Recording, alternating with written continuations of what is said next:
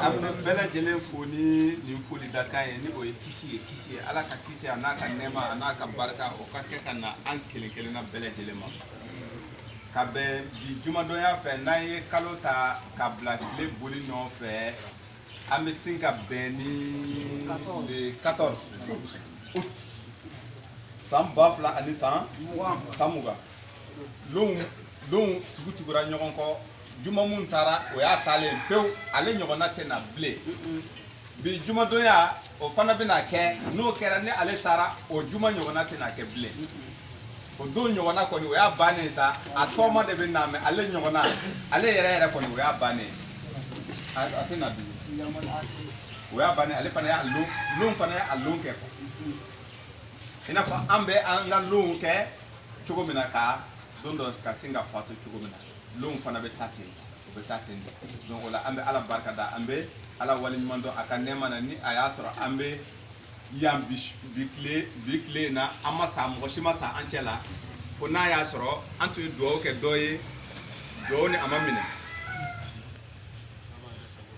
ala b'a yɛrɛ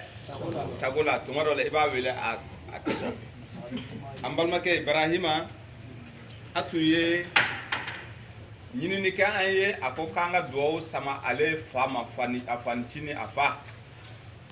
fa ni a tun man kɛnɛ kosɛbɛ an tun ye dugawu kɛ mɛ dugawu nin ma minɛ a fatura donc a b'o nin cogo la dɛ k'a fɔ ko i bɛ ala wele dɔrɔn ala bɛ sɔn a bɛɛ la o tɛ se ka ɲɛ dɛ an bɛ ala de deli sa banabaatɔw u ka wuli k'u jɔ u sen kan mɛ ni bana in bɛna kɛ sababu ye a bɛ fatu don nka ni dugawu naamu gɛlɛyara kosɛbɛ tuma dɔ la ni damakasi ni bonyana kosɛbɛ a bɛ bana ni wuli a b'a bɔ a ma o fana bɛ se ka kɛ mɛ nin na a ma sɔn k'a bɔ a ma o la n'a ye mun kɛ an b'a fɔ inna lillahi wa inna ilayhi rajiun Kuran sura 2 aya 100 ani aya 56 a sɛbɛnnen bɛ yen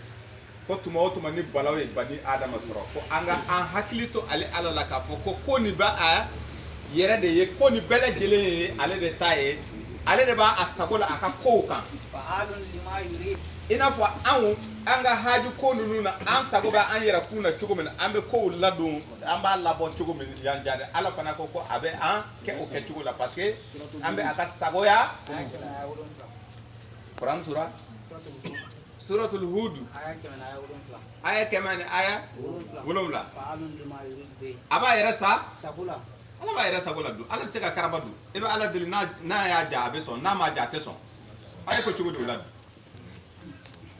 foyi tɛ yen bon sisan cɛkɔrɔba taara e ko cogo di an bɛ se ka mun de kɛ foyi an b'a fɔ inna lillahi wa inna ilayhi rajiun ala de t'a dɔn a y'a minɛ donc o la an bɛ dugawu kɛ cɛkɔrɔba nin ye ala ka hinɛ a la ala ka yafa a ma a ka to sinɔgɔ la n'a kununa an dɔw sababu fɛ ni o ye Ibrahima Tarawele ninnu ye dɔw sababu fɛ ala ka hinɛ a la ala ka yafa a ma don min na jate bɛ fɛsɛ surunani na ala k'a minɛ an bɛ ka surunani min k'a ye bi ala k'a minɛ Kuran sura 20 aya 100 ani aya suratu Taha aya 100 ani aya 9 ko surunani bɛ se ka minɛ don a b'a minɛ ka taa mɔgɔ mun ye ale ala ja ala k'a minɛ ka taa a yɛrɛ tɔgɔ Namori Tarawele ala ka hinɛ ala ka yafa Namori ma ala ka hinɛ an fana na ala ka yafa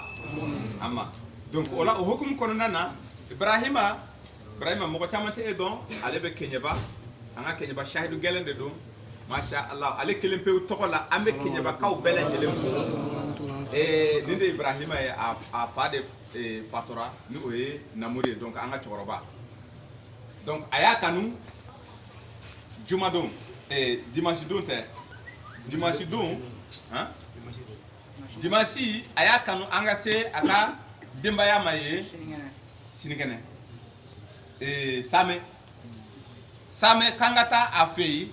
an ka fila fɔ dukɔnɔmɔgɔ ye ka kɛ hakili jigi ye ka u dusu da ka sabali ɲini u fɛ ka dugawu kɛ cɛkɔrɔba ye n'a ye ala jaabi dugawu ni minɛ n'a ma ja a t'a minɛ ala k'a minɛ ala kana ban ala ka hinɛ la ala ka hinɛ an fa an fana na donc o la o tɛ wagati jɔ voilà 20 heures ninnu 21 heures voilà ka taa bila minuit la k'an ka taa fila fɔ du kɔnɔ yen n'a ye ala ja samɛ de tɛ a bɛ se ka taamasen yɔrɔ jumɛn samɛ kare fɔlɔ ni bɛ taa kati ni kati kɔtini yɛrɛ dɔrɔn kare samɛ bɛ kare fɔlɔ gosi pharmacie carré dumi dalen bɔ pharmacie carré dumi dalen n tɛmɛ pharmacie carré dum dalen bɛ o kan gauche fɛ a ye nin mɛn ne bɛ fɛ ka kɔti yɛrɛ dɔrɔn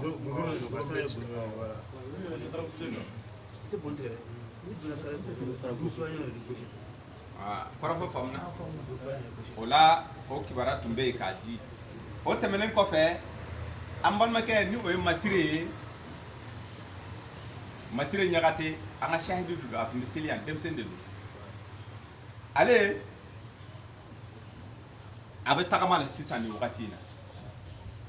ala ko kuranɛ sura 73 suratu munzamin o de tɛ o aya 20 a ko ale ala ye tunga daga k'aw ka taa tunga a ye tungaran kɛ a ye tunga ka taa si ça va pas e bɛ taa ɲɛɲini fan wɛrɛ fɛ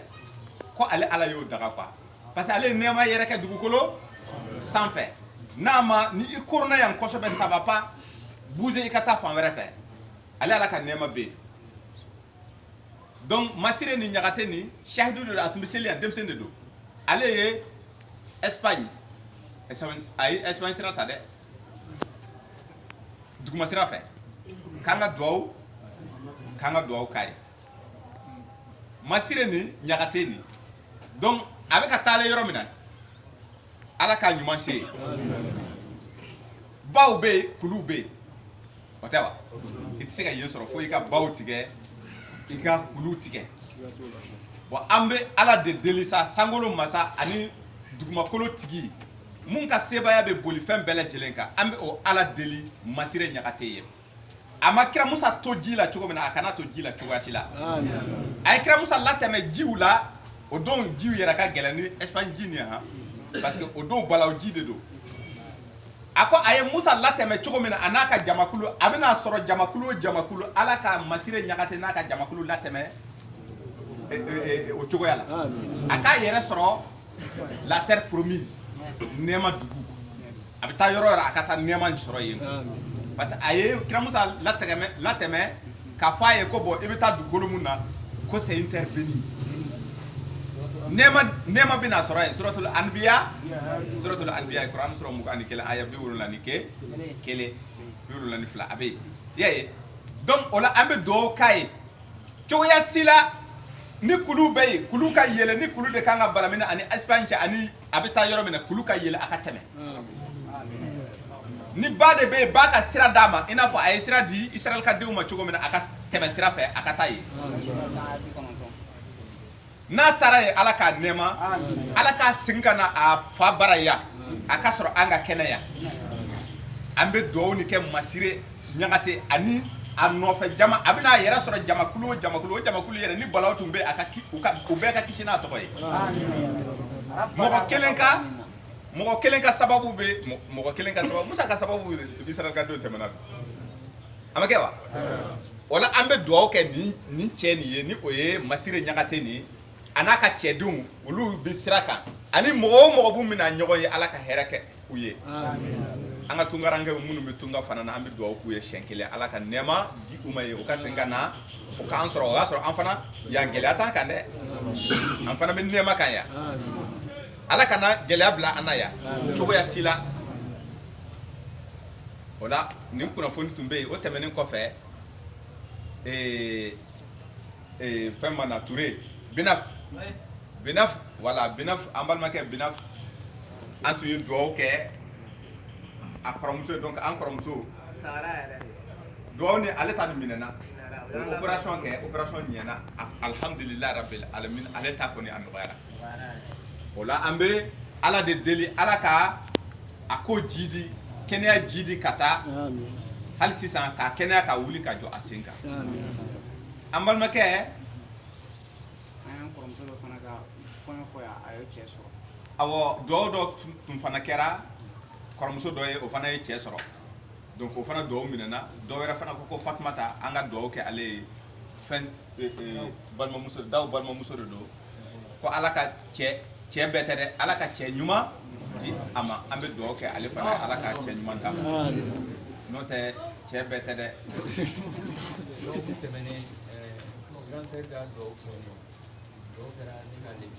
dɔw kɛra a ka cɛkɔrɔba ye i b'i tɔgɔ fɔ walasa mɔgɔw k'i dɔn Gimbala Sibi awɔ a y'a ye nin de Gimbala Sibi ye walasa an ka ɲɔgɔn dɔn o sen fɛ quoi alhamdulilayi duwawu minɛna alhamdulilayi rabbil alamin ala ka o kɛ ɲɛtaga ye donc caman ta minɛna mɔgɔ kelen ta ma minɛ cɛkɔrɔba ta ma minɛ nka cɛkɔrɔba ta fana minɛna parce que an bɛna duwawu k'a ye sayidu yɛrɛ ka duwawu k'i ye o ye koba de ye parce que o bɛna istighfar kɛ n'an taara an bɛ istighfar k'a ye namuri kɔni o tɛ o la o tɛmɛnen kɔfɛ nin de tun ye bi dunya kunnafoni ye an tɛ don actualité la parce que actualité de a kuma ka ca a kuma cayara dɛ an tun ye fɛn o fɛn mun fɔ a bɛ ka kɛ a fɔra ko karamɔgɔba ninnu dɔnniba ninnu kun de bɛ na mɔgɔ nɛɛmalen ninnu de kun bɛ na kari ɲɔgɔn na ni olu kun karila ɲɔgɔn na Kurani sura 17 aya 16 ko ni ale ala b'a fɛ ka ɲagata bi duguw kan a bɛ mɔgɔ nɛɛmalenw de kun kari ɲɔgɔn na o kun karilen don ala ka a balaw ban an b'o duwawu de kɛ sinon fosi wɛrɛ tɛ yen mun fɔra o fɔra a fɔra a kɛra joli bɔnna mɔgɔ 20 ani dɔɔni fagara voilà a banna et puis misɛnmanw de fagara han a ɲɛmɔgɔ si ma faga a tɛ faga dun ɲɛmɔgɔ n'u tɛ faga u tɛ sɔrɔ dun o bɛ sɔrɔ wa ɲɛmɔgɔ n'u bɛ anw de labɔ an bɛ taa fa n'an fagara o la o bɛ an kɛ kɛlɛ sinsinla yɔrɔ ye ko les martyrs ka sɔrɔ a yɛrɛ ma mort ma sa dɛ hein an ma sa dɛ a tɛ sa o voilà donc a somɔgɔ ma o si somɔgɔ ma sa o yɛrɛ ma sa o somɔgɔ ma sa donc ala ka dugu basigi an bɛ se k'o dɔrɔn de fɔ n'o tɛ kitabu tilara kuma na an y'a bɛɛ fɔ yan ni mun y'a lamɛn i y'a lamɛn i yɛrɛ ye ni mun m'a lamɛn n'i taara i yɛrɛ sɔrɔ a kɔnɔ n'i fara an b'a fɔ ala ka hinɛ i la o de don n'i fagara an bɛ to kɔfɛ an b'a fɔ ala ka hinɛ i la an b'i su don a banna o kuma caman tɛ yen ala ye nin de fɔ donc a ka hakili to kitabu kɔnɔ kuma ma kitabu ninnu tɛ an janfa ala ka kuma tɛ maa janfa dɛ a bɛ ka min f'i ye o de don a ko wa k'an ka sira balaw ɲɛ dɛ k'a fɔ an sen t'a la ni bala wulila a t'an sɔrɔ o fana t'a la donc o de kɔsɔn an kɔni bɛ ka duwawu kɛ parce que a kana na wuli ka se an yɛrɛ ma o tɛ wa Kuranɛ sura 8 aya 25 suratul Anfal donc o la ala ka a ko tɔw nɔgɔya bi an ka kutuba i bɛ Kuranɛ sura 2 ta aya 100 ani aya 47 an bɛna hakili jigi kɛ ni an tɛna o janya kosɛbɛ o hakili jigi kɔfɛ an bɛna ɲininkali dayɛlɛ n'a ye ala ja bi ɲininkali bi kutuba ni o ye hakili jigi ye a bɛna boli siga kan Kuranɛ sura 2 ta a ye mun de fɔ alhaqqu min rabbika a ko ni mun filɛ nin ye ko Muhamadu haku tɛ nin ya ale tɔgɔ yɛrɛ tɛ haku ye a Kuranɛ sura 69 tɔgɔ tɛ haku ye wa tiɲɛ ko tiɲɛ bon a ko Muhamadu ma ko tiɲɛ nana e ma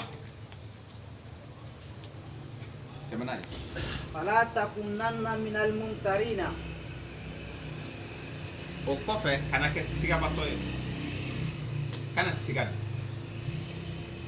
n badenw kuma ba dɔ filɛ nin ye yan dɛ a ko alakira ma ko Kuranɛ nin jiginna kan ni tiɲɛ ye ko Kuranɛ yɛrɛ ye tiɲɛ ye Kuranɛ nalen kɔfɛ k'a kana siga mais ɲininkali bɛ yan siga ye fɛn jumɛn ye o la mun de bɛ wele siga i tɛ siga dɔn Kuranɛ bɛ siga dɔn Kuranɛ bɛna siga fɔ i ye n'i taara Alikuranɛ sura Kuranɛ sura 7 ta suratul Al-Arafi aya tani kononton mugan a bɛna baro dɔ bɔ i ye ni ye baro ni faamu i na siga faamu siga man ɲi dɛ bi babu bɛ boli siga de kan siga ɲɔgɔn fɛn jugu tɛ yen a ko nabi adama ma a n'a furumuso a ko a ye kɛ arijana ni kɔnɔna na n'a ko furu de bɛ wele arijana sayidu bɛɛ b'o dɔn o tɛ wa o n'a ko furu tun bɛ baka moyen-orient baka bɛ yɔrɔ min na baka alikaba bɛ yɔrɔ min na o tun ka siso de tun ye alikaba ye an fa adama ani an ba hawa o tun bɛ siso min kɔnɔ o de ye baka tun ye o baka o baro dir'i ma fo ka taa bila Genèse psaume kɔnɔna na chapitre 80 ani 7 chapitre 84 aya 5 ka se aya 7 so yɛrɛ tɔgɔ bɛ kitabu kɔrɔw kɔnɔ so in tɔgɔ baka n'i ye psaume ta a chapitre 84 ani 4 aya 5 aya 6 aya 7 aya 8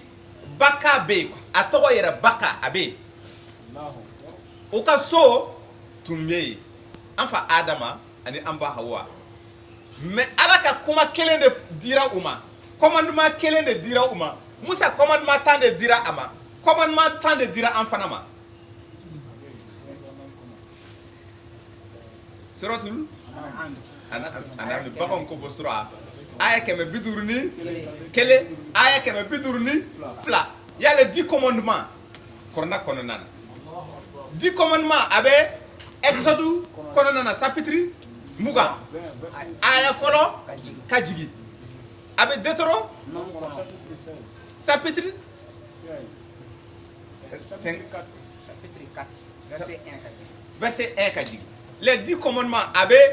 Taurata kɔnɔna na Musa 10 commandements de dira ma Mohamed Lamine commandement tan de dira Mohamed Lamine ma mais an fa adama commandement kelen de dira ma commandement kelen de ye jumɛn ye a ko adama kana gɛrɛ yiri la quoi babu bɛ siga de kan an bɛna siga de fɛsɛfɛsɛ a k'a dɔn siga ye fɛn jumɛn ani siga bɛ na cogo di siga a bɛ na cogo di mais siga yɛrɛ ye fɛn jumɛn ye a aya Korani sura 7 aya 10 ani 9 aya 20 aya 20 ni kabako ba dɔ bɛna kɛ ye tuma min na commandement kelen dir'u ma k'u kana gɛrɛ yiri la setani de nana u ma ala ye commandement mun fɔ u ye a ye kumakan mun di an fa adama ma k'a ka sabati nin kumakan kan suratul Taha kɔnɔ aya 100 ani aya 19 ko kumakan mun dira ma k'a ma se ka sabati a kan mun de kosɔn a ma se ka sabati a kan a ma se ka sabati a kan dɔ wɛrɛ tɛ alkur'ani sura 7 suratul Larafi aya 20 kumakan mun dira a ma ni o ye ala ka kumakan nin ye an fa adama tora o la a ye kumakan wɛrɛ de mɛn mun tɛ ala ka kuma ye setani de nana ma ka ala ka kuma ni ngalontigiya bolo tumana min na a ye kuma ni ngalontigiya bolo mun de fɔra a ye k'a kana gɛrɛ yiri la sabula n'a gɛrɛla yiri la a na kɛ yɛrɛkun tɔɲɔbaga ye a b'a yɛrɛkun tɔɲɔ ala ko k'a ka sabati kuma in kan dɛ k'a kana siga o la o tɛ wa k'a kana siga quoi kuma b'o de nɔfɛ i n'a fɔ a fɔra Muhamadu k'a kana siga cogo min na maintenant a tora o sigi de la a ye discours wɛrɛ de mɛn parce que nin fana ye hadisa de ye ala ko Allahu nanzala asanal hadisi kitaban mutasabihan masani alquran sura 39 aya 27 sura in tɔgɔ suratul Zumar ala ko ne Allahu ye hadisa la cɛɲi jigi ka kɛ kitabu ye nin ye ka kɛ ayaw de bila kɔnɔ aya nunu ye baro de a fila baro de don donc sisan an fa Adama a fɔra ye a baro la quoi ala de y'a baro ala ko yiri dɔ filɛ nin ye kana gɛrɛ yiri in na quoi ni ala ka hadisa de ye quoi ala ka discours de filɛ nin ye donc a tora o discours kan shetani de nana ka discours wɛrɛ prononcer mun tɛ ala ta ye a ye mun de f'a ye a ko an fa Adama ma ko e balila ka gɛrɛ yiri la ko dɔ wɛrɛ tɛ dɛ ala b'a dɔn k'a fɔ ni i gɛrɛla o yiri la i na ɲɛnamaya banbali sɔrɔ c'est-à-dire que tu seras éternel a na kɛ comme mɛlɛkɛw fana a na kɛ comme mɛlɛkɛ k'a ka masaya tɛ ban bilen a ye nin f'a ye suratu Taha fana kɔnɔ aya 115 ka jigi tumana min na setani nana ma a y'i kali a ko ne ladiliba ɲuman de ka na e ma wallahi billahi an fa Adama n b'a la ka mun f'i ye nin de ye hakika ye wallahi nin ye tiɲɛ ye ni ye yiri nin nɛnɛ n'i b'a dɔn yiri nin ye fɛn mun ye ala y'i bali yiri la ala b'a dɔn i ka hɛrɛ de b'a la a bɛ fɛ ka i bali o hɛrɛ de la k'ale ye kɔnɔnajɛyabaga de ale bɛ fɛ k'i kɔnɔnajɛya k'a ɲɛfɔ an fa Adama ye ala y'a bali mun na dɛ wallahi a ka hɛrɛ de b'o la quoi a k'a kɛ ala y'a bali mun na k'a k'a kɛ donc qu'est-ce qui va se passer on appelle ça la dualité c'est-à-dire fila nana a ma fila nana a ma a tun bɛ kelen de kan k'a fɔ ko ale man kan tɛ ka gɛrɛ yiri la parce que a tigi ala y'o de fɔ a ye a b'o hakilina kan a tun b'a a danginɛ kan mais a nana kuma wɛrɛ de mɛn sisan mun tɛ ala ta ye mais o tigilamɔgɔ fana y'i kali k'a fɔ ko a ka hɛrɛ de bɛ gɛrɛ ɲɔgɔnyali la yiri in na donc o la a hakili a nana kɛ fila ye donc a hakili fila fɛn kan o de bɛ wele siga donc anw ye kɔrɔnatigiw ye ala ko Muhamadu ma kɔrɔna de jiginna e kan da la kana siga quoi shetani n'a mɔgɔw wa kazalika ja'ana likulli aduwan sayatina al insi wal jin yuhi ba'duhum ila ba'din ala kɛra n'a ka nɔfɛ mɔgɔ o fana b'o sigi la a ko nabi ɲuman kelen o kelen ye jugu sɔrɔ o juguw tɛ mɔgɔ wɛrɛw de ko jugu ye setani de ani jinɛ setani ka bɔ jinɛw cɛ la ani adamaden setaniw olu dama de bɛ fana bɛ jɛ o bɛ wahayu kɛ k'a di ɲɔgɔn ma o fana bɛ na ala ka diinɛ kɔnɔ ka discours wɛrɛ di mɔgɔw ma u nana mun de fɔ u nana ko nin ma walawala wallahi billahi ko kɔrɔna ma walawala ko Bukhari de bɛ kɔrɔna walawala donc i bɛ siga kɔrɔna ka tiɲɛ ma kɔrɔna ko k'i kana siga ale yɛrɛ walawala ne de bɛ wele siga nin ye tiɲɛ ye dɛ ko kɔrɔna ye fɛn bɛɛ walawala fɛn bɛɛ lajɛlen de walawala Kuranu sura 16 aya 80 kɔ kɔrɔna ye fɛn bɛɛ walawala shetani nana fɔ ni o ye Bukhari tigiw ni Muslim tigiw ni Abu Dawuda tigiw minnu ye o ko lalaga olu nana o y'u kali k'a fɔ Muhamadu ka kɔrɔna ni k'a ma walawala ko kumakan wɛrɛ de bɛ yen mun bɛ kɔrɔna walawala donc finalement i bɛ kɛ fila ye quoi est-ce que tiɲɛ don wa tiɲɛ tɛ donc e yɛrɛ bɛ i ɲɛ fili kɔrɔna kɔnɔ i tɛ foyi faamu kɔrɔna na puisque e tɛ tasebaga i b'a fɔ pourtant tiɲɛ de don dɛ kɔrɔna tɛ fɛn wala a sigara fila y'a sɔrɔ donc siga doute kɔrɔfɔ bɛ ka faamu Kuranu sura 22 ta aya 52 siga ni fo an ka bɔ siga kan siga bɛ na cogo min na o bɔrɔ de filɛ nin ye a bɛ na bɔ aw ɲɛ وما أرسلنا من قبلك من رسول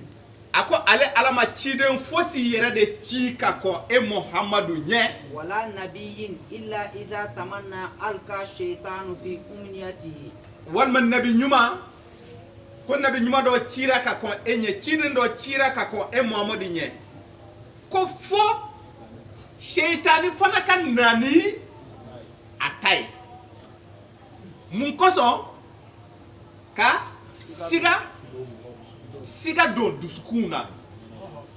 mun be ka di aw ma ka aw bla o siga la yu wasu wisu o be mun de fo ko selima wala o be mun de fo ye ko jakama wala o be mun de fo ko sunke chugoma o b'a fɔ ko hiji kɛ cogo ma wala jɔn de bɛ ka nin fɔ shetani fana de bɛ ka nin fɔ a bɛ k'a fɔ jɔn ma a bɛ k'a fɔ ala ka kitabu ma ko ma wala ko ala ka kuma nin ma nin si wala donc sisan a y'a to n ma shetani b'a fɔ ko a y'a to ne shetani ma n bɛna wala aw ye ko ciden si ma na fɔ shetani fana ka jɔ Nabi Isa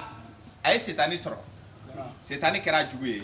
fo a taara attaquer fo kulu sanfɛ a bɛ Matthieu kɔnɔna a chapitre 4 verset 2 ka jigi Muhammad Lamine setani y'a attaquer kira Musa setani y'a attaquer kɔrɔna kama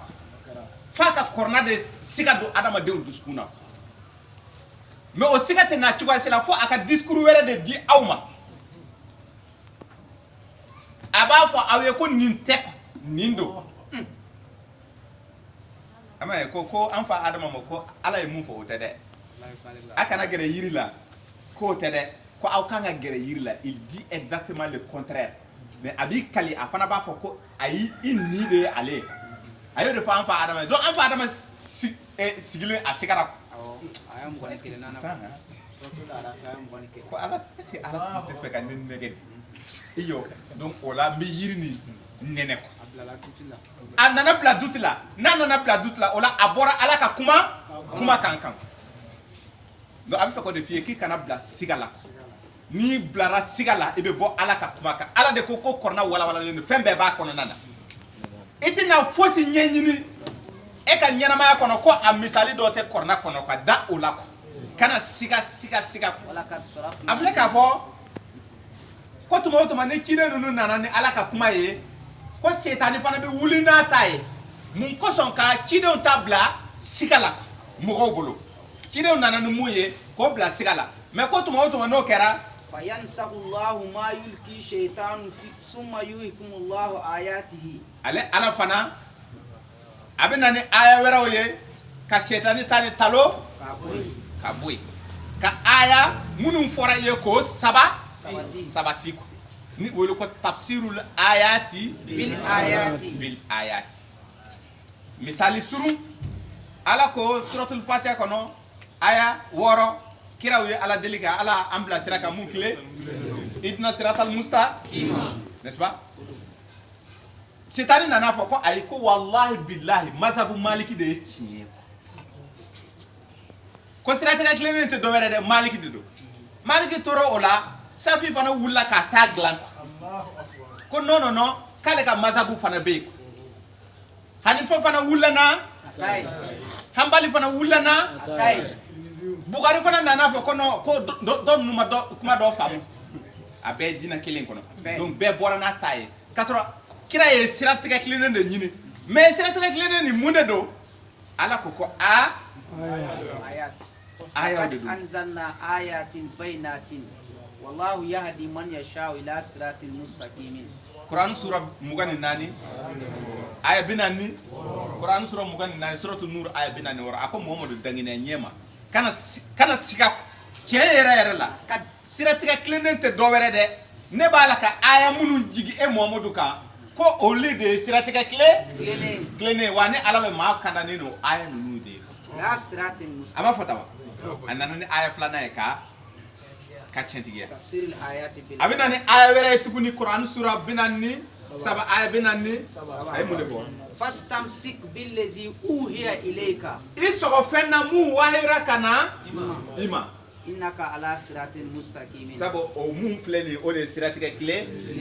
wa innahu la zikrun laka wa liqaumika aw bedu aw ni alakira be alakira naka manto be ko nye korna ke hakili jigi aw ma wa sawfa tusalu wa ne alabeta aw nyinga korna ko de la soni ama fo yaro ni kuma ni jelendo ni ma wayi ni famu aba fi korna sura wora ayatani kono to wa uhiya ilayya hazal qur'an bo ako alakira ma ko chede nana ema kana ke siga batoye kana to mo siki la siga bo akambe aw ani awnde mako am bede donc angana siga parce que siga de men nani e be bo tien kan ko tien du nana e ma ko tien qur'anu de mais setane nana ka adama de la papa ka unyewu dabali ku dusukun fie ni waso ye ku nyanamini ku bo ala ka tien kan mais fo ika kuma were de me munte kornata wala sa e ka siga kornana karmo banu nu ya be ko kornama ko kornata sili joko fo awye finalement era be sigi o fo ko pourtant ala dun ko fembe ba kono karmo banu ko abeta kono boss finalement isi yere sigili kamana be gam iba fo pourtant ata kono yaay siga ayi soro setani soro sisan efla ka bo kornaka mena ibita ka seli nyenyini fanjo ibita nyenyini fili maza badal haqu illa dalal fo ite tien ko fani fili Qur'an sura ta aya saba anifla suratu yunus donc sisan abetani abe seli dima ba ko kika seli gundo sa ala mun fo an fa adama e u ba contraire de fo u bina na contraire yo ka di awma ko ala ko ki kana seli pere ki kana seli kalankan gundu ki ka berebe hakela ama fo aya fo yoroji Qur'an suratan ulul fa kemena ayata ay mu de fo wala tajhar bi salatika ko e ka seli ko na kana pere ni seli kalankan e wala tukhafit biha e kana agundo kana jigi ko wabtagi baina zalika sabila mais ñini ni ke o flani ñongo c'est-à-dire que itika perni kalankane itala ka gundo ko alama fatama ulu ko wallahi billahi ko ote de ko ala kira yake yere de ka yira mogola ayake jonyana amake afanyana ayake jonyana amake of afafanyana ayake jonyana amake of afafanyana aye kuma ni kala kitabu do de kono kuma korba ni sinako kitabu tigi fana maye o kitabu tigi fana ma ala kira ye donc o kitabu kono kuma ayore kalanka aye ko selibe gundo kasoro atado ka fo setani kuma de ba kono setani ka bo adama de ani jina yuhi ba'dhum illa ba'din zukrufal qawli gurura donc aba kala ko selibe gundo donc si ça n'a tara korna kala Qur'an suratan wulum la aya keme ani ayata selite gundo na ya abi siga wala ko siga ko wallahi billahi jama fambani bi yoromina de woni be soro tien alay mo ko jama fambani wa in tuti aksara man fil ardi yudilluka an sabilillah ni tugura jama la famba ko be filika bo alaka siratan in yatabiuna ila zanna wa in hum la yaqrusuna parce que jama famba ite fosi kan jigiya kuma ani amina ka bo anyame ko be soro ko hangalo Qur'an sura wora aya kemane ayatani wora asabene be donc oye anfa adama bo siraka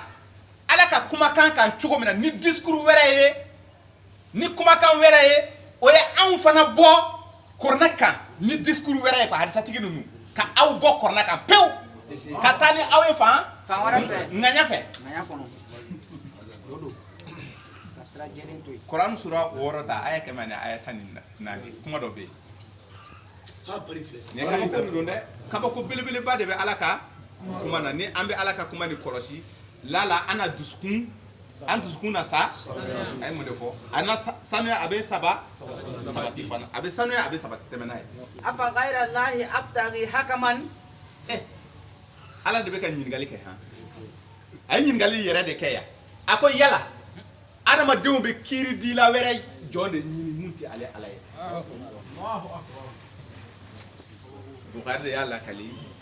ko ala kira de y'a fɔ k'a sɔrɔ ala kira tɛ se k'a fɔ f'a ka yamaru wa ma yantiqu anil hawa in huwa illa wahyun yuha Quran sura bidru ani saba aya saba aya nani o bo n'a ma ɲɛ ala kira bɛ wahyu de sɔrɔ a bɛ wahyu de sɔrɔ ka bɔ jɔn yɔrɔ a ko k'a tigi ala yɔrɔ o de kosɔn a ko Muhammadu ma kana kɛ sigabatɔ ye tiɲɛ mun nana ka bɔ i tigi ala yɔrɔ de sabati a kan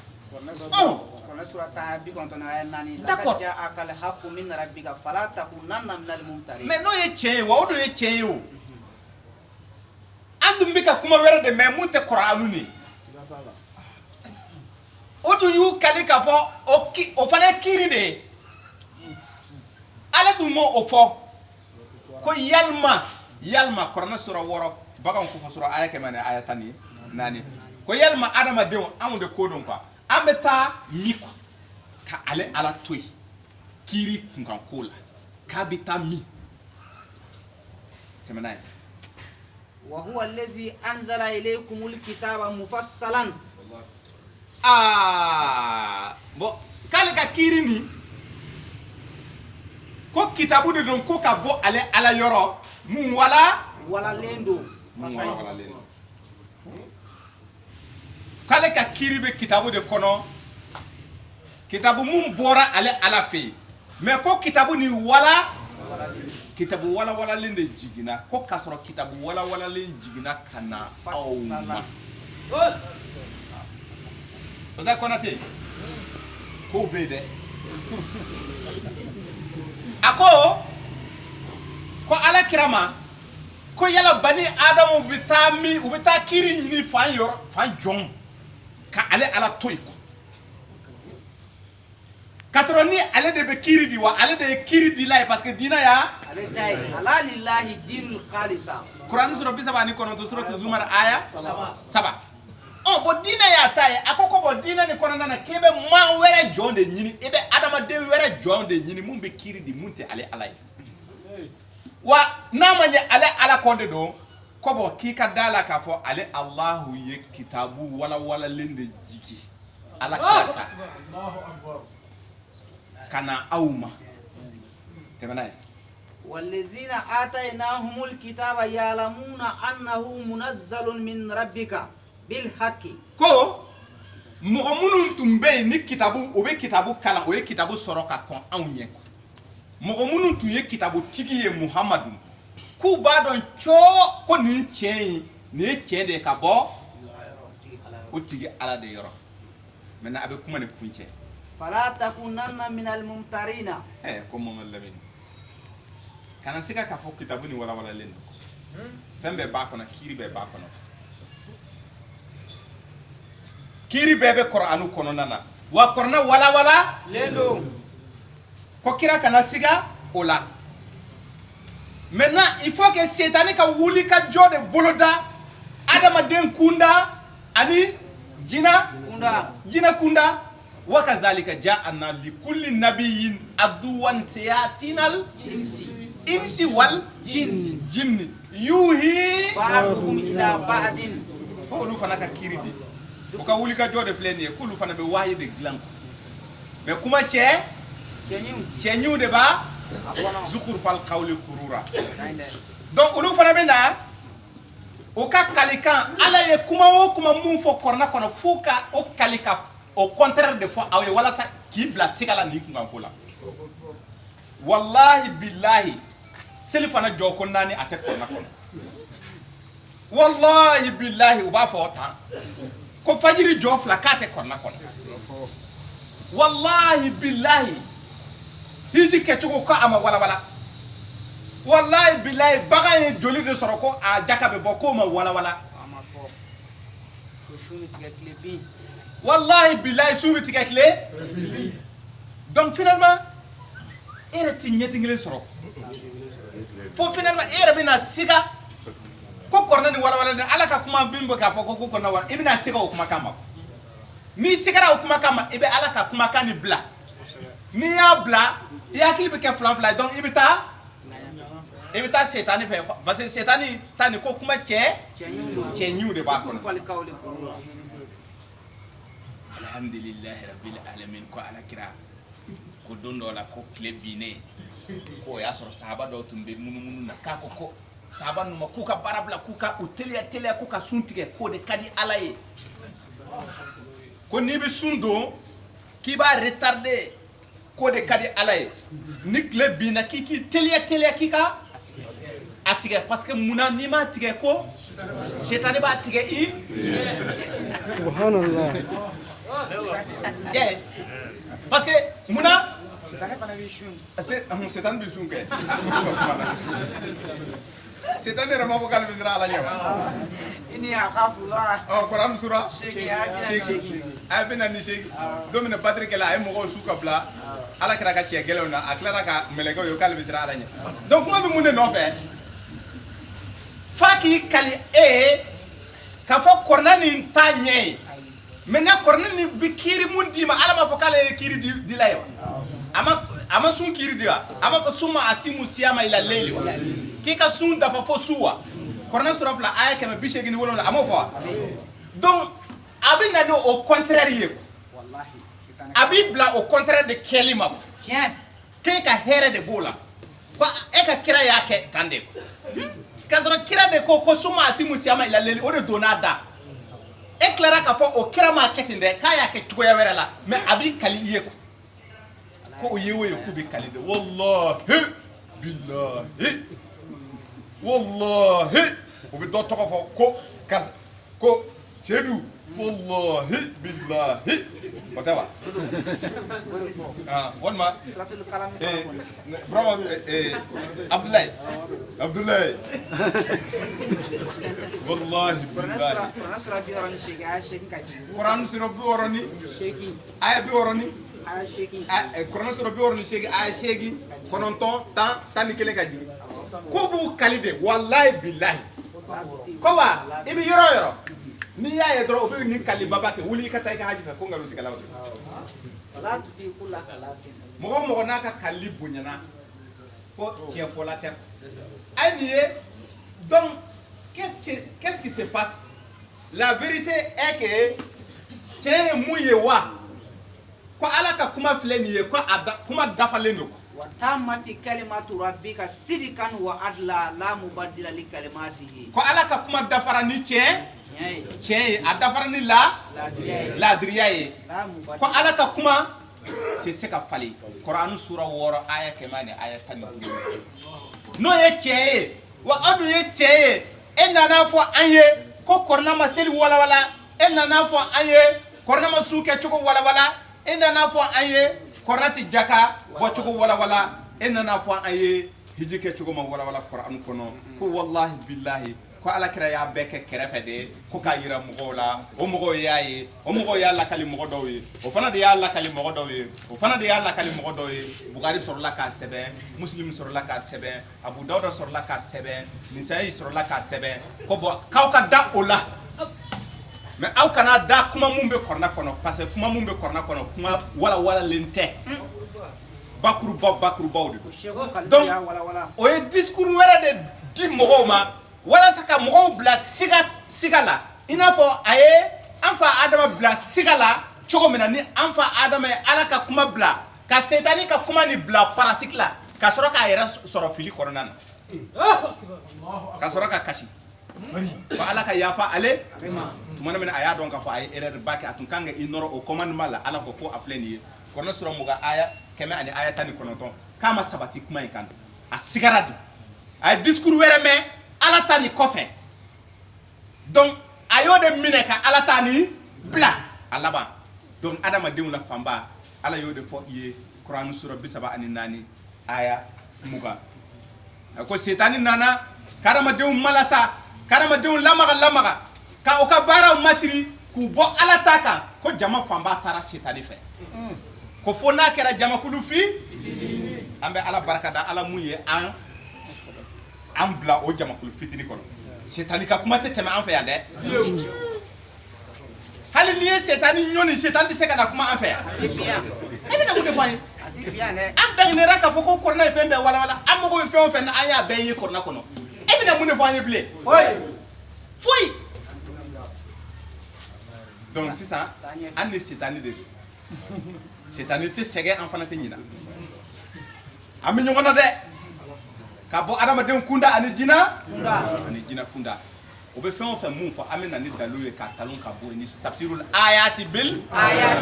Qur'an a ye mun de fɔ Qur'an sura 5 i b'o ta aya 49 i b'o ta i bɛ aya 50 fana ta o la an b'a kuncɛ ka kuma di mɔgɔw ma Qur'an sura 5 suratul maida aya 40 ani aya 9 kuma ba dɔ bɛ yen ani a aya 50 wa anihkum bainahum bima anzala Allah a ko Mamadu Lamini kiiri tigɛ mɔgɔw ni ɲɔgɔn cɛ la ni bima anzala Allah fɛn ye mun jigina i kan wala tatabi ahwaahum jumɛn de jigina wa nunazzilu minal Qur'an Qur'an sura 17 aya 100 aya 82 aya 82 suratul Isra aya 82 ko Qur'an de jigina bon ala ko Muhammadu ma e be kiiri tigɛ ni fɛn ye mun jigina kɛ e be kiiri tigɛ maaw ni ɲɔgɔn cɛ ni fɛn ye ne ala ye mun jigi kana ima ay mun de fɔ wa'zarhum an yaftinuka an ba'di ma anzala Allah ilayka kana tugudon ako kana tugu ni sago ko fɔlɔ kana tugu mɔgɔ ni sago ko dɛ maaw ni sago kana tugu akɔ maa fanba bɛ mun fɔ i ye ko wallahi billahi tallahi masabu dɔ nana n'a ye kana tugu o kɔ sabati nin kan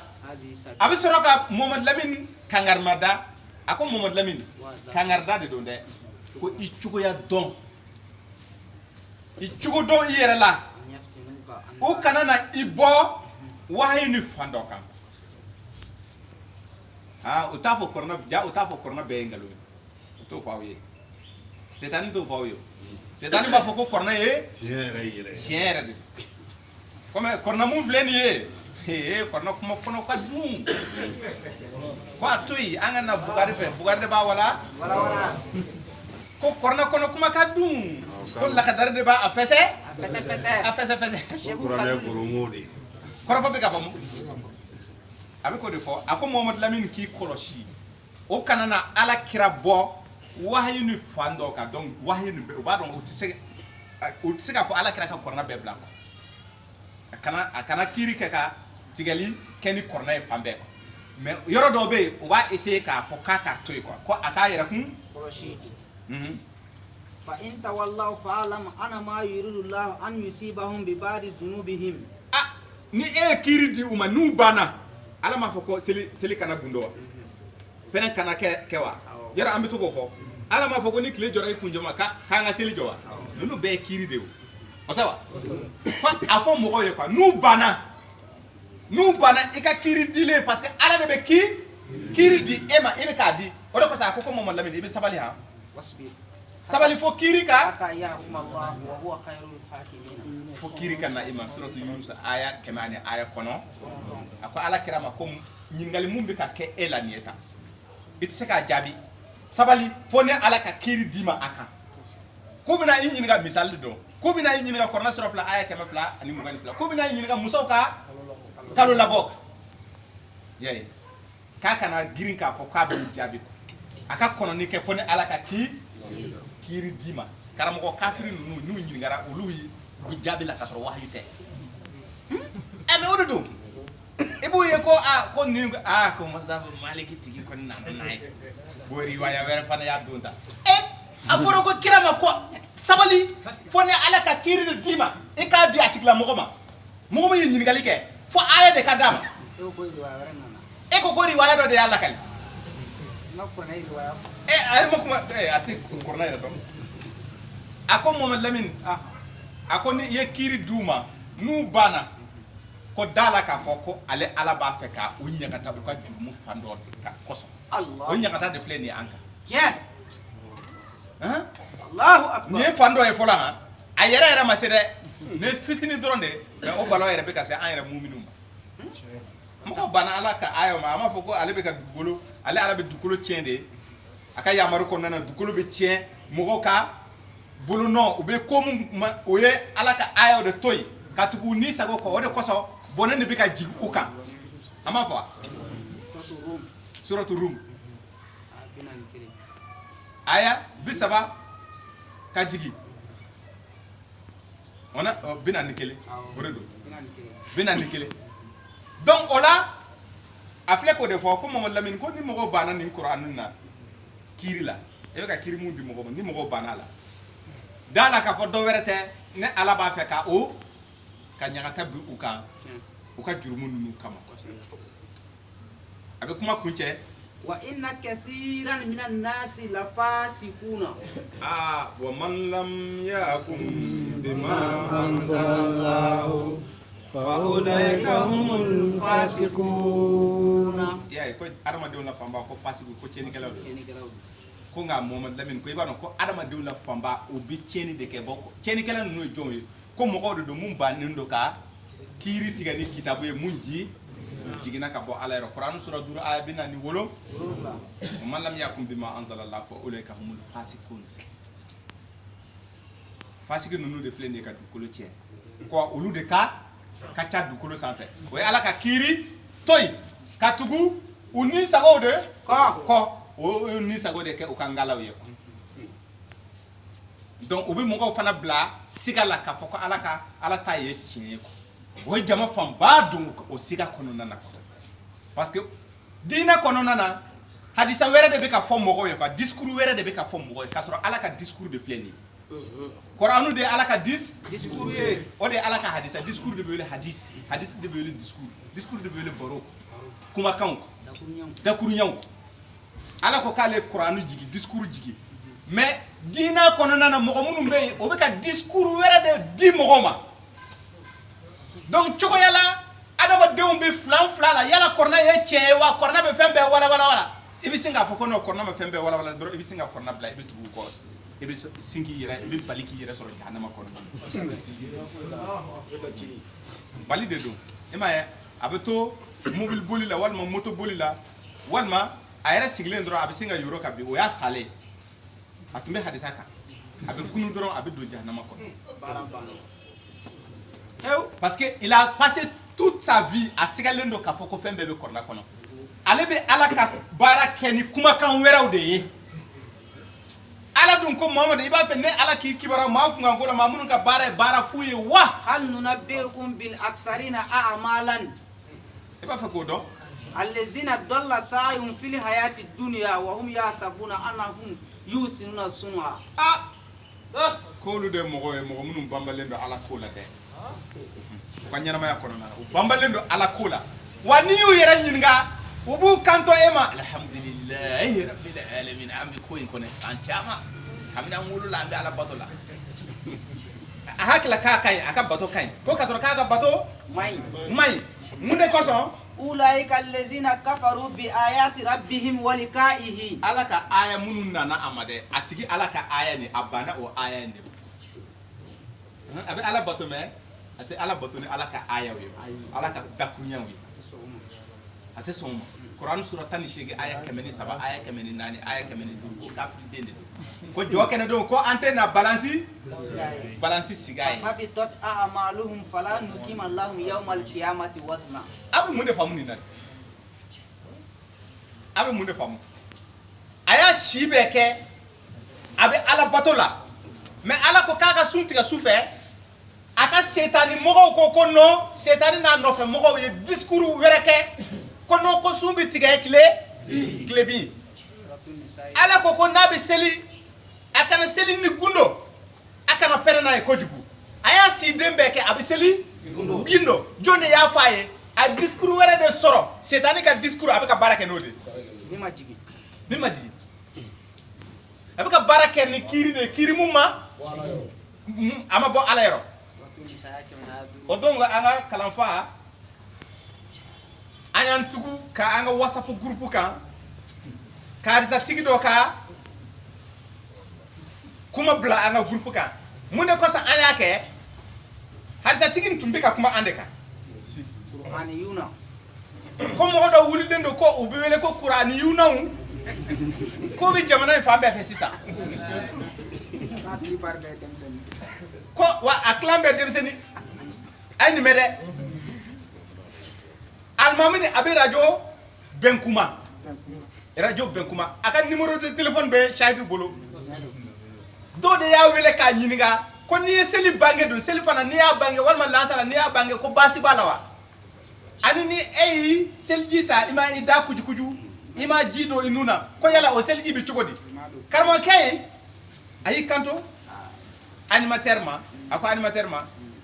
ko ɲininkalikɛla ninnu ka ɲininkali la k'a ye mɔgɔ dɔw ka kasa de ta a enregistrement bɛ a bɛ groupe kan yɛlɛko don yɛlɛko tɛ maɲumatɔ kuma de don mais n'i y'a ye yɛlɛko don a ɲininkala ɲininkali mun na a m'i kɛ ɲininkali nu jaabi kan dɛ a sinna k'a fɔ de ko maa minnu ye ɲininkali kɛ nin ye tan ko ale sɔmina olu la ko mɔgɔw de don ko kuraniyunaw mɔgɔ dɔw de bɛ yen minnu bɛ wele ko kuraniyunaw u b'a fɔ k'o tɛ baara kɛ ni fɛn wɛrɛ ni kitabu jiginnen tɛ a ko o ka ɲininkali kasa de filɛ nin yan karamɔgɔkɛ nin ye mun fɔ ka o jaabi a ye nin mɛn dɛ ale yɛrɛ m'a fɔ Bukari ko ten a m'a fɔ Muslim ko ten a m'a fɔ Abu Dawuda ko ten a ɲininkara Ala ka kiiri la a ye mɔgɔ ninnu jaabi ni a yɛrɛ ka kuma ye de a ko n'i ye seli bange seli fana ni lansara k'i ka seli tiɲɛna n'i y'a dabɔ a kama k'i ka seli tiɲɛna a y'a fɔ tan de ni i ma seliji ta i n'a fɔ a tacogo mun fɔra a ko animateur ma ko ɲɛda ko da bɛ min ko ɲɛda ko nu bɛ min ko ɲɛda ko e bɛ se ka da bɔ a la cogo di k'a fɔ e tɛ da ko a ye nin mɛn dɛ ɲɛda ko ni a ma wasa ko da bɛ ko de quoi ko Ala kira de ye o kɛ kaba ko ye mun ye karamɔgɔkɛ nin tumana min na an ye nin bila a ka kuma kɛra yɛlɛko ye a ye kiiri bɛɛ di a ma hali Bukari yɛrɛ fɔ ni yɛrɛ ka kafiriya yɛrɛ ma dafa ka ɲɛ parce que ni mun ka kafiriya dafara ka ɲɛ a kɔni a fɔra cogo o cogo a n'a fɔ ko Ala kira ka hadisa dɔ kɔni y'a fɔ Bukari kɔnɔna na walima Muslim a m'o si fɔ ko a tiɲɛna mais a ko k'ale tɛ fɛ ka kuma sama quoi k'ale tɛ fɛ ka kuma sama radio kan ko parce que mɔgɔ ninnu fɛ kuma man nɔgɔ ko système dɔ de bɛ yen e bɛ o kɛ k'u minɛ o système tɛ dɔwɛrɛ dɛ k'i fana bɛ don kɔrɔna de kɔnɔ e tɛ kɔrɔna dɔn e bɛ don kɔrɔna kɔnɔ e bɛ an minɛ cogo di an yɛrɛ ni kɔrɔna tɛ an tɛ ɲɛnakili an bɛ ɲɛnakili ni Ala ka ayaw de ye e ko k'e bɛ don a kɔnɔ ka an minɛ e bɛ jɔn de minɛ donc an ka kalanfa dɔ de y'a wele an ka kalanfa Seku Danbele y'a wele ka bɔ Keɲeba Seku Danbele ni a y'a wele a ye mun de f'a ye a ko n karamɔgɔ n bɔra k'i ka numéro sɔrɔ sira dɔ de fɛ a kana k'i ma baasi ye n bɛ k'i wele diinɛ kibaruya kunkan ko la a ko n ka mɔgɔ dɔ de donna mɔgɔ dɔw tugulen don mɔgɔ dɔw kɔ sisan ko tiɲɛ yɛrɛ la ko a ye olu ka sɔn di ale ma ale ye sɔn ni lamɛn an ka sɔn donc c'est à dire que kuma in kɔnɔ Seku y'a kɛ i n'a fɔ ale ye diinɛ ɲinina de ye a ko bi na ko ale yɛrɛ bɛ wasu la ko ale y'a wele de walasa k'a ka ale bila sira kan a ko Seku ma ko e bɛ min ko n'i bɛ yan ko e bɛ fɛɛrɛ tigɛ an ka ɲɔgɔn ye ko téléphone na kuma tɛ k'ale tɛ fɛ ka nin kuma ninnu kɛ téléphone na Seku ko a gɛlɛyara k'ale bɛ fɔ Keɲeba a ko d'accord ko bon ale kɔni bɛ mun fɔ u ye ko yala Seku ma ko k'a kana tugu mɔgɔ ninnu kɔ dɛ k'a kana tugu an kɔ cogoya si la ko yala Seku ma ko e bɛ se ka diina di mɔgɔ ma ka Alakira bɔ a la wa ko tɛ se ka kɛ ko kɔrɔna jiginna jɔn de kan ko Alakira mais e bɛ se ka Alakira bɔ a la cogo di ko Alakira ta ni tɛ minɛ quoi donc Ala ta bɛ yen kira ta bɛ yen ko jɔn de ko kɔrɔna jiginna jɔn kan ko Alakira o ko yala k'u b'a dɔn ni Alakira ye wa Seku ko k'o tɛ se ka kɛ dɛ a ko wala ko Seku k'ale bɛ mun fɔ ko bɔn Seku ma Seku Danbele ma ko yala ko a ma nin karamɔgɔba ninnu bɛɛ ye wa ko tilegan dere ka na ni diina kura ye ko o hakili k'ale bɛ mun fɔ ko a dɔ bɛ yen ko a ma se dalu kuma ye k'a ka miiri k'a ka kɛ miiri a ye nin mɛn dɛ ko Seku ka miiri k'a kana tugu mɔgɔ ninnu kɔ bon Seku ko pourtant k'u bɛ Ala ka aya de fɔ ko ale b'a dɔn sa ko kɔrɔna kɔnɔna na ko a fɔra ko seli kana gundo seli kana pɛrɛn bon Ala ko k'i kana gundo k'i kana pɛrɛn donc e kan k'a kɛ cogo di i kana gundo i kana a bange donc e kan k'a kɛ cogo di sisan k'i bɛ Alakira de filɛ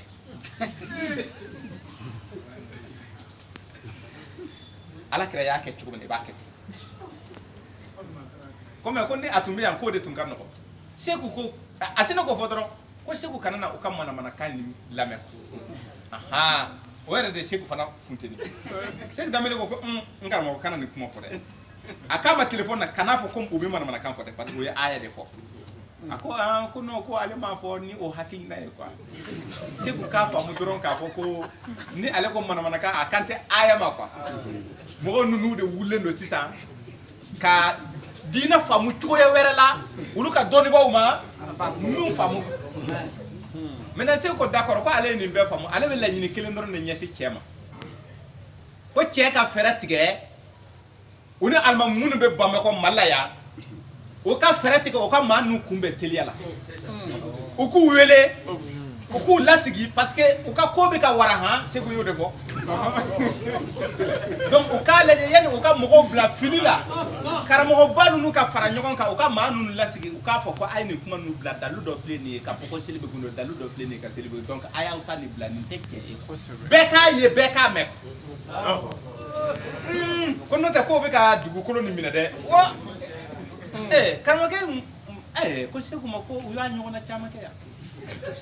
k'olu ye nin débat ɲɔgɔnna caman kɛ yan k'a ma foyi ɲɛ k'a ma foyi yɛrɛ de ɲɛ donc ko Seku k'i lafiya quoi olu tɛna mɔgɔ n'o wele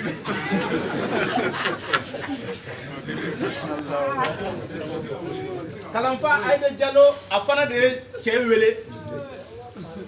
o bɛ ɲini ka fa dɔ cɛ la a ko ale bɛ fɛ k'a ye ko e bɛ fɛ ka ne ye jumɛn ko diinɛ kun ka fo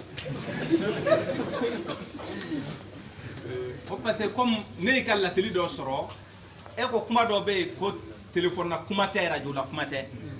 donc n b'a fɛ i k'i ka yɔrɔ fɔ ne ye n bɛ taa i fɛ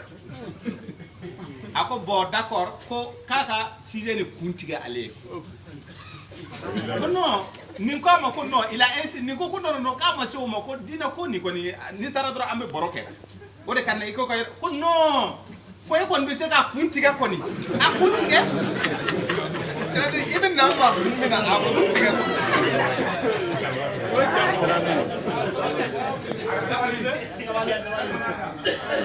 k'a ka kun kɔri donc a ma ɲɛ n'i y'a kun kɔri nin ko bɔn karamɔgɔkɛ i ka laseli kɔnɔ n y'a mɛn i ka laseli kɔnɔ n y'i ka numéro sɔrɔ o de la e ko ni maa ye seli bange k'a ka seli tiɲɛna e y'o fɔ ni dalilu jumɛn Ala ka kumakan jumɛn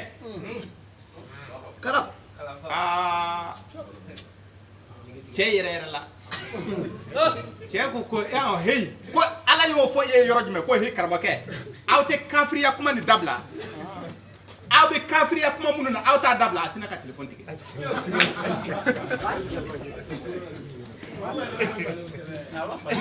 n badenw kuma bɛ mun de nɔfɛ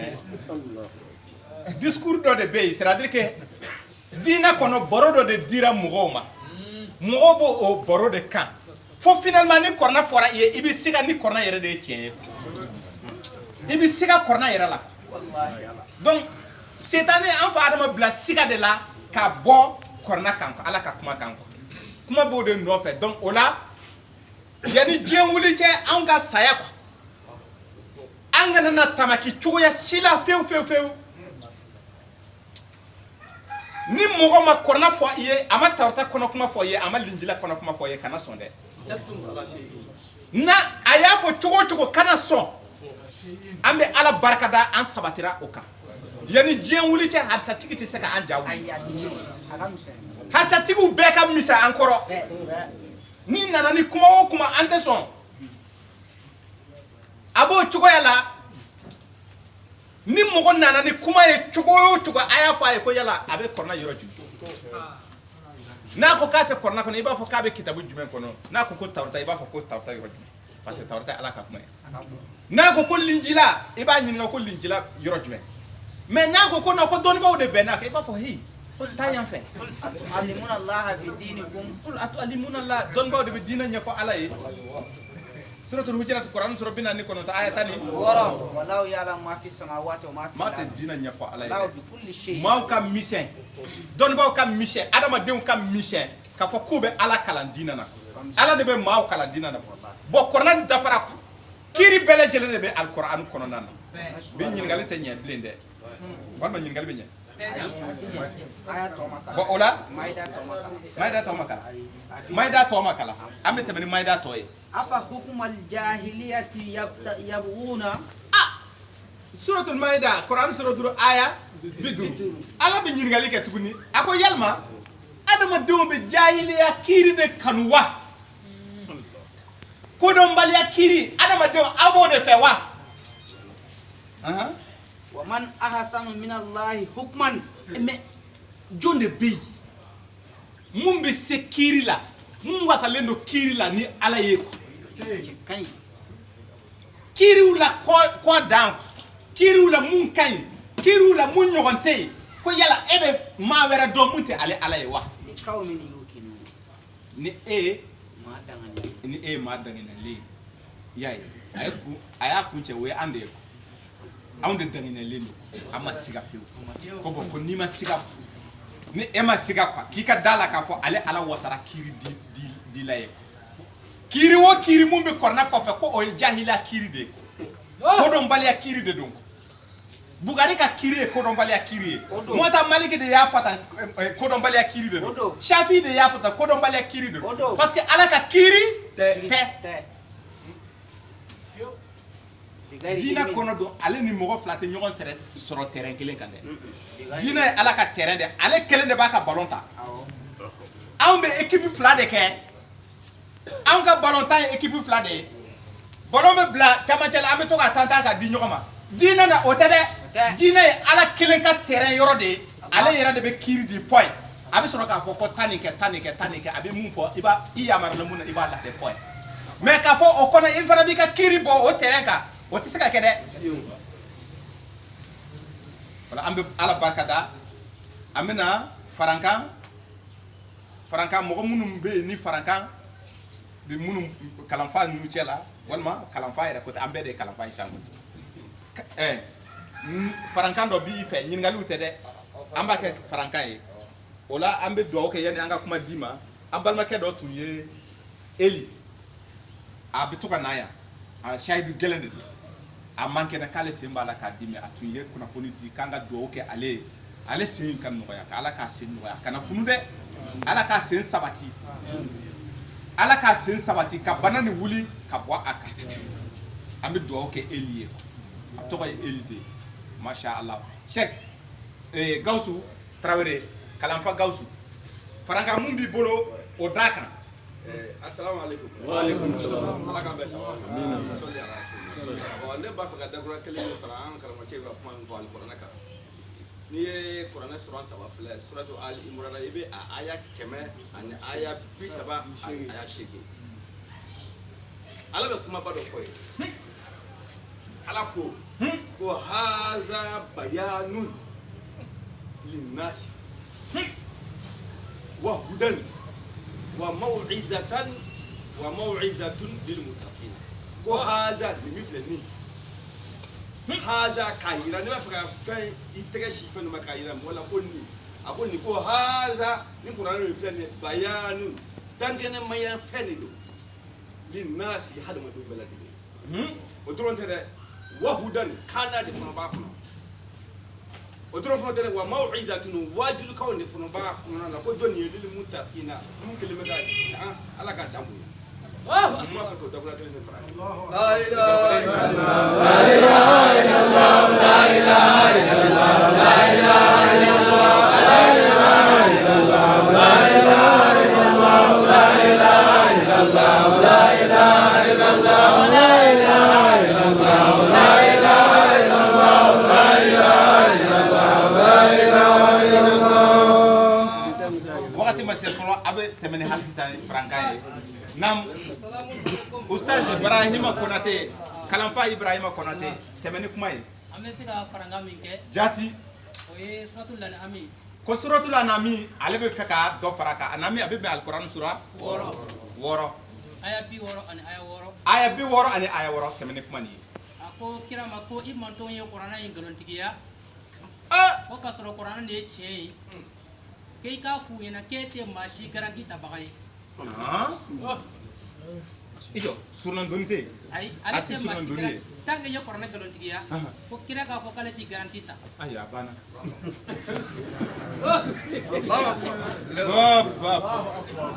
a fɔ ko maaw tora la o la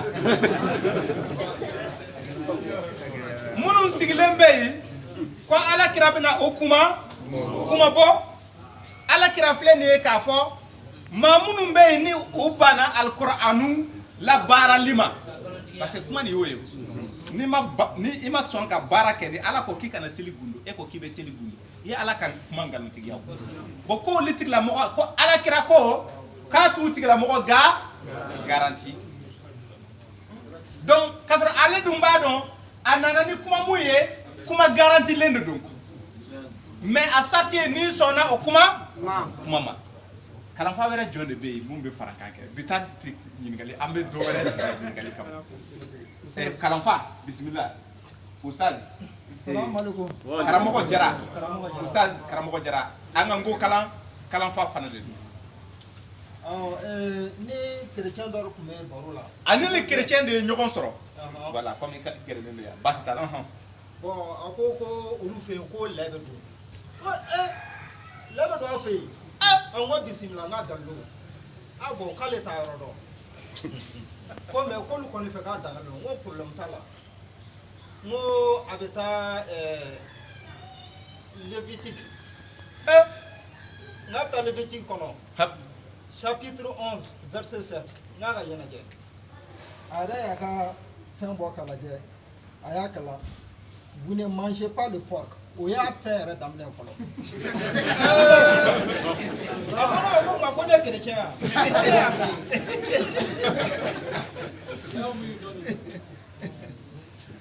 ko ne y'a bɛɛ ye ne ye chrétien ne ye yahudiya ye ne ye mugu ye ko an b'o faamu n ko kɔfɛ n ka bɛna baro kɛ n bɛ fɛ k'o fara kan de fara kan bon nin seereyali ni a tɛ dɔ wɛrɛ nɔfɛ dɛ a bɛ fɛ k'a fɔ dɔrɔn diinɛ nin mɔgɔw ye mɔgɔw bɔ ala ka kuma jati kan a kɛra muminiya ye o a kɛra nasaraya ye o a kɛra yahudiya ye ala yɛrɛ ka kiri ala ye mun di mɔgɔ ma ko kiri de don dɛ karamɔgɔba ninnu de ye mɔgɔ bɔ a kan e bɛ chrétienw ye u b'u fa lɛsogo la u bɛ lɛsogow dun chrétien mun bɛ ko a b'a dɔn k'a fɔ ja lɛsogo tɛ dun o chrétien 100 o 100 fila dɔrɔn de b'a dɔn u y'a cayalen u fana n siranna de n'o tɛ an bɛ taa fo 200 la e bɛ chrétienw fara ɲɔgɔn kan u bɛ lɛsogo dun olu t'a dɔn k'a fɔ lɛsogo ye sogo balilen ye parce que mun de kosɔn olu fana ye discours wɛrɛ sɔrɔ o ye kumakan wɛrɛ sɔrɔ o ye hadisa wɛrɛ sɔrɔ mun tɛ nabila isa ka hadisa ye o bɛ wele ko ciden Paul ka hadisa ciden Paul de y'a fɔ chrétienw ye ko a ye lɛsogo dun papa ka t'a la mun de kosɔn fɛn t'a la fɛn mun bɛ don mɔgɔ la Paul ko k'a tɛ mɔgɔ nɔgɔ mais fɛn mun bɛ bɔ mɔgɔ la k'o de bɛ mɔgɔ nɔgɔ o kɔrɔ jurumu bɛ sɔrɔ fɛn mun na o de ye aw bɛ kuma minnu fɔ quoi mais fɛn mun bɛ don aw la ni o ye baloko ye ko jurumu tɛ a si la quoi donc o b'o de kan k'a sɔrɔ Lévitique chapitre 11 verset 7 nin i bɛ taa Matthieu chapitre 5 aya 17 ka jigin a ko ko ne Nabila Isa je ne suis pas venu pour abolir la loi ni les prophètes c'est-à-dire que ne ma na ko n bɛ sariya wuli ne nana ka sariya labato ne Nabila Isa yɛrɛ nana ka sariya labato donc a ye Lévitique sariya nin wuli wa Nabila Isa cogo di Nabila Isa bɛ autorisation di ko lɛ ka dun Nabila Isa y'o autorisé min mais o ye discours wɛrɛ sɔrɔ kumakan wɛrɛ sɔrɔ ko a autorisera ko foyi t'a la ko parce que ni a bɛ don mɔgɔ la fɛn mun bɛ don mɔgɔ la a tɛ mɔgɔ nɔgɔ e aw ko cogo di o la chapitre 15 verset 11 k'a bɛ fɛn mun bɛ don mɔgɔ la k'a tɛ mɔgɔ nɔgɔ Matthieu chapitre 15 verset 11 fɛn mun bɛ don mɔgɔ la k'o tɛ mɔgɔ nɔgɔ dɛ mais mun bɛ bɔ aw la ko o de bɛ aw nɔgɔ jɔn de y'o fɔ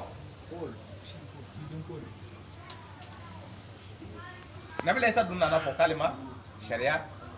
ale ma sariya wuli dɛ a ko k'ale nana ka sariya tiɲɛtigiya kɔrɔna yɛrɛ kɔnɔ kɔrɔna suratu safu kɔnɔ kɔrɔna sura 61 aya 6 k'ale yɛrɛ nana Israël ka denw cidenya sira fɛ ko ka fɛn tiɲɛtigiya mun bɛ o bolo kɔrɔ an bɛ o tiɲɛtigiyara e tilara k'a fɔ ko non ko lɛsogo dunni dagalen don i y'a ye donc mɔgɔ ninnu fana bɛ ŋaɲa fɛ a tilan bɛɛ o la aya kelen b'i bolo fara n kan la o la an bɛ o fara a kan dɔrɔn kɔrɔna sura 42 aya 21 Ala ko yalima ko Ala wɛrɛ de bɛ maaw bolo mun bɛ sarakisɛ d'a ma diinɛ kɔnɔ ka sɔrɔ ale Ala ma jɛn ni mun ye wa ko k'a ɲininka o la ko yalima Ala wɛrɛ de b'an bolo mun bɛ sarakisɛ d'a ma diinɛ kɔnɔ silamɛya diinɛ kɔnɔ ka sɔrɔ ale Ala ma jɛn ni mun ye wa a ko bilahi n'o y'a sɔrɔ ale kuma don Ala b'a sigi k'ale tun bɛ kiiri tigɛ an ni ɲɔgɔn cɛ sisan jɔn ta ye tiɲɛ jɔn ta tɛ tiɲɛ ko nka ko ɲagata gɛlɛn bɛ yɛrɛkuntɔrɔbagaw ye ɲagata gɛlɛn u ye yɛrɛkuntɔrɔbaga ye jɔn ye ومن لم يحكم بما أنزل الله فأولئك هم الظالمون Quran sura 5 aya 45 o la an bɛ bi ta ɲuŋuri yan an bɛ Ala deli Ala ka juma nata yira an na o la an bɛ tɛmɛ ni ɲininkali ye o tɛ wa تقبل منا يا ربي لا إله إلا الله تقبل منا يا ربي لا إله إلا الله لا إله